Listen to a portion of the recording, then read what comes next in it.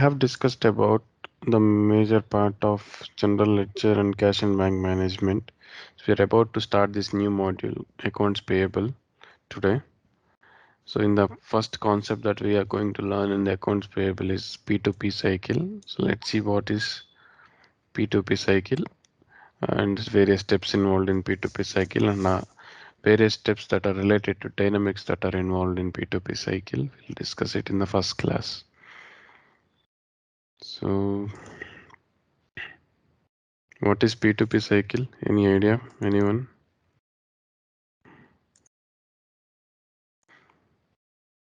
P2P. Which one?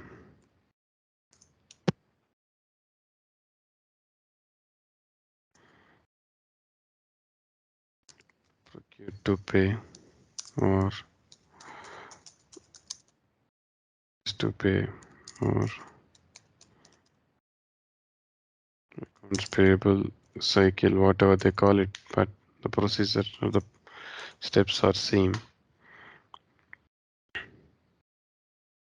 So this would be a normal theoretical concept that we have to understand what happens on the purchasing side in a business. So normally what happens on the purchasing side in the business purchases everything that they require, like raw material. If they require for the production, they will buy any furniture if they require it for the office use, and they might buy different goods like electronics or office equipment for various other purposes. So various departments in the business might need different types of goods or services that might have to be procured, which would be required for the flow of business or necessity of the business. So for buying all those things, we have a step-by-step procedure. So which we can apply also in Dynamics, and Dynamics does supports the complete cycle of P2P, which would eventually start from the requirement of the various teams. So I'll just try to start it with the step-by-step process. So there are quite few steps in this that involves the car completes it. The first step, so as I was saying, like P2P cycle covers the or is the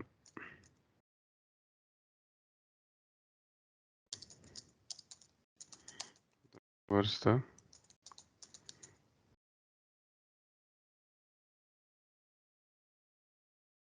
activities from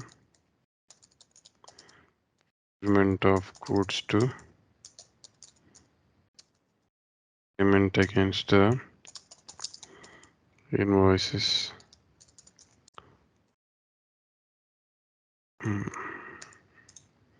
So the first step in the procurement cycle is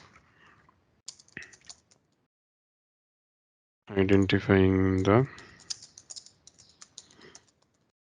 requirements in various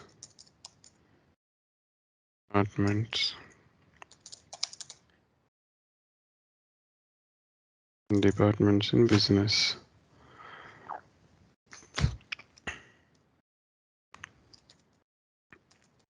Requirement is conveyed to the procurement team. So normally there will be requirements in various departments, like in the production department. Let's take an example. It's a manufacturing company. In the production department, they might require raw material for the day-to-day production of goods or for completing the finished goods.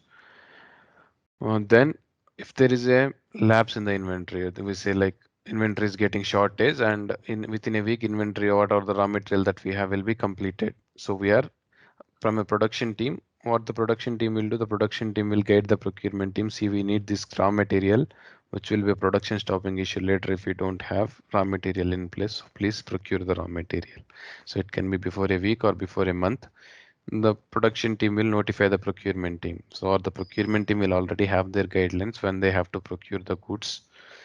So the procurement team is the one that purchases the goods, or the one that analyzes the market prices details about the vendors and all, and will effectively buy something by reducing the cost to the company.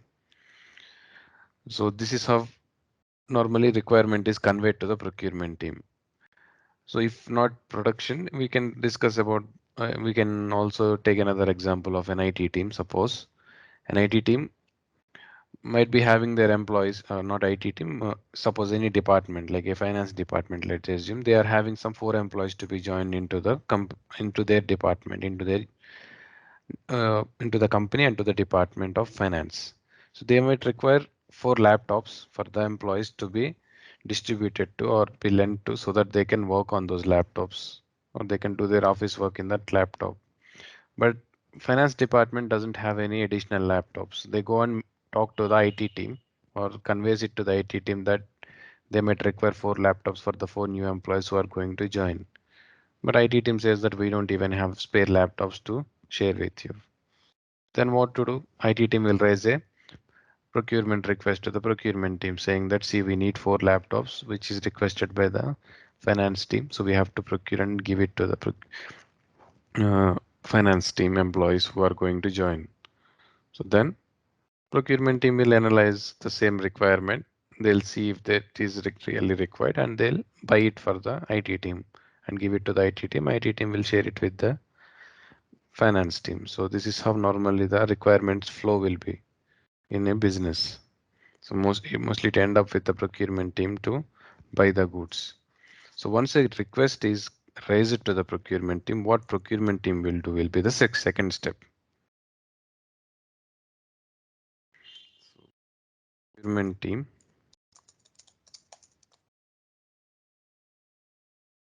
create a purchase requisition. PR means purchase requisition is sent for approval. Then PR will be approved. Happens. So procurement team will create a purchase requisition initially. If procurement team, there is a process called as creation of purchase requisition in the procurement and sourcing module in Dynamics. So in the purchase requisition, they generally enter the details that are required or for which what they want to buy and why they want to buy. They will enter all the details of the goods. So I want to buy 10. Suppose the IT team wants the procurement team to buy 10 laptops. So procurement team will create a purchase requisition for 10 laptops.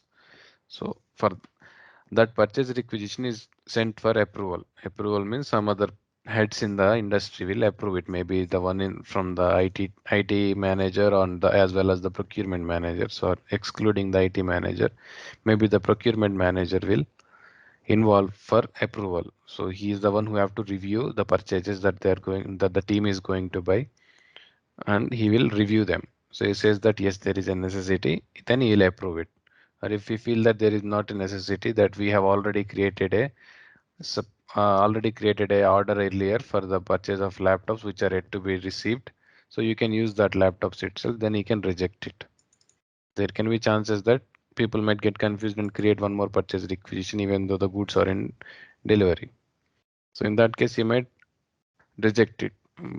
Or otherwise, if there is a requirement and it has to be created, so they will approve the purchase requisition. So what happens once after every approval is received?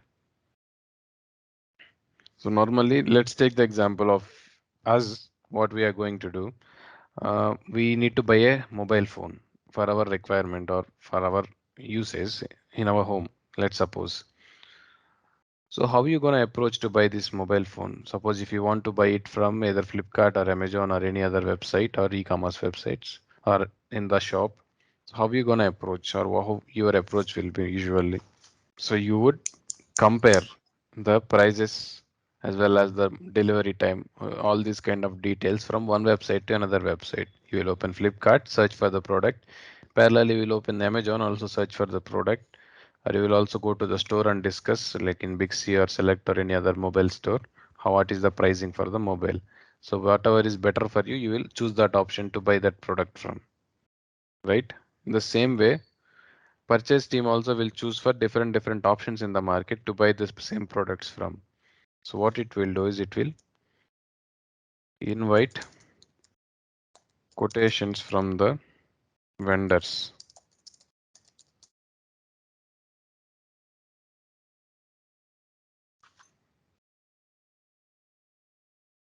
So if it invites quotations, vendors or suppliers, whatever we call, will the quotations with details of prices, quantity, delivery mode, delivery time, terms of payment, discounts, so terms of payments, discounts, and other details. Mm. So this is the third step. So once you go for quotations in the vendor, let's say suppose we have to buy 100 laptops for the IT team. So 100 laptops if you want to buy, you will go for the mark industry. Uh, I mean, you'll go for the people vendors in the industry who would usually sell the laptops. So there are certain companies that manufacture laptops and sell them in retail itself. So suppose let's say that we have HP, we have Lenovo, we have Dell. So these are the three vendors that would usually sell the laptops, let's say. Or there can be other middle persons in between, or the like Reliance Electronics or any other electronic company, Chroma, like that. So anybody can be a vendor. So when you decided to buy some laptops, so you will say that we need these laptops of 100 quantity. So what is the best pricing that you can give us and all the details. So you will ask for quotations from the vendors. So vendors will definitely send you the quotations with all details. So upon receiving the quotations from the vendors, what you gonna do? So here you will receive quotations,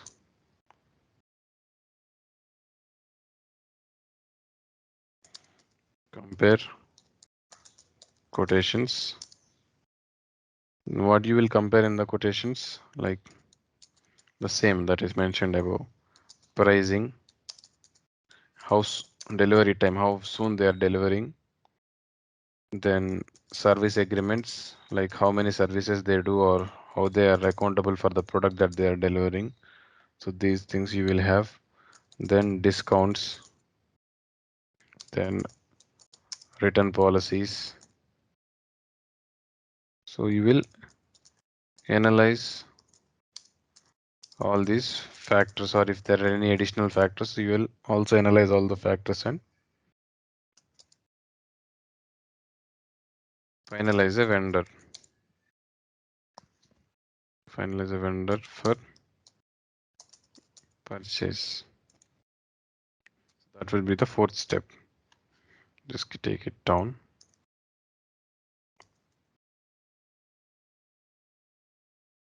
So receiving quotations, comparing the quotations, pricing, delivery time, service agreement, discounts, then return policies, and any other factors if you have. You will compare all the things within the quotation that you have received, and out of which you will pick the best one where the price is low and delivery time is more. So delivery time is less, who can deliver you quickly, and who is having good service agreements and return policies. So you will compare all the things and you will finalize a vendor. Upon finalizing a vendor, you will create a purchase order for the vendor.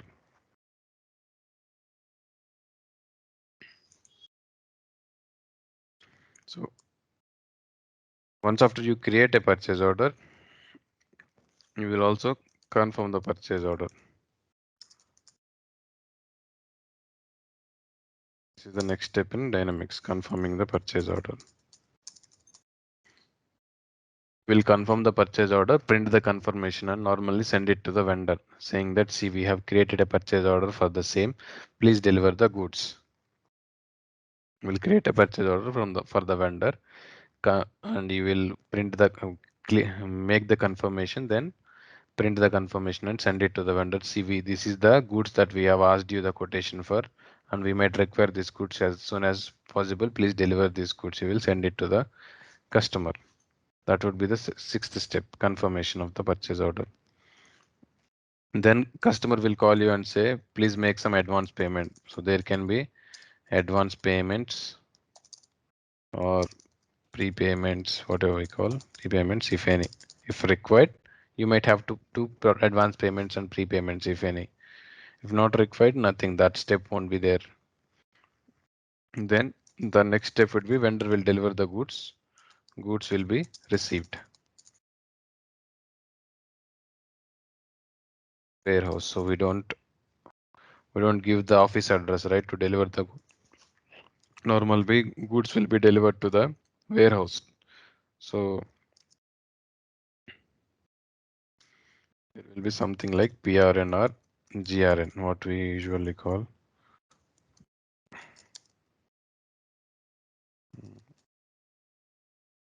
Product receipt note or goods receipt note. So this is what we call. So this will be there. Will be received to the warehouse normally. Along with the goods, vendor will send the slip of the goods that he have delivered. So that's what we call as product receipt number or goods receipt number. So this will be issued by the vendor itself. So when the vendor deliver the goods to the warehouse, the one who ordered the goods will not be there in the warehouse, the procurement team member maybe, but there will be a warehouse team or warehouse manager who would be looking into the activities of the goods that they're receiving or delivering from the company or from the warehouse.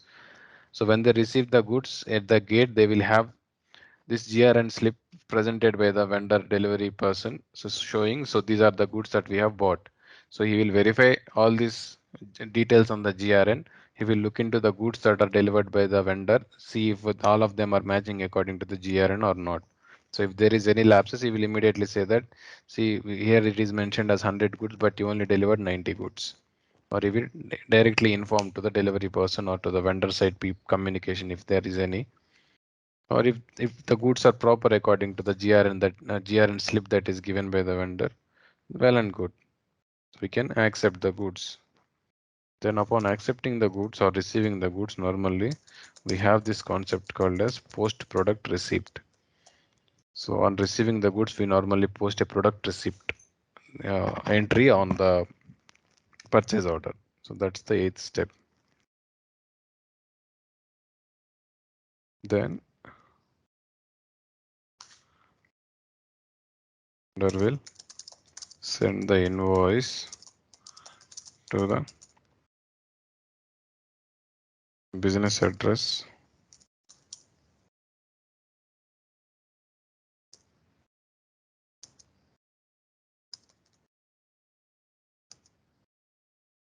business address of company.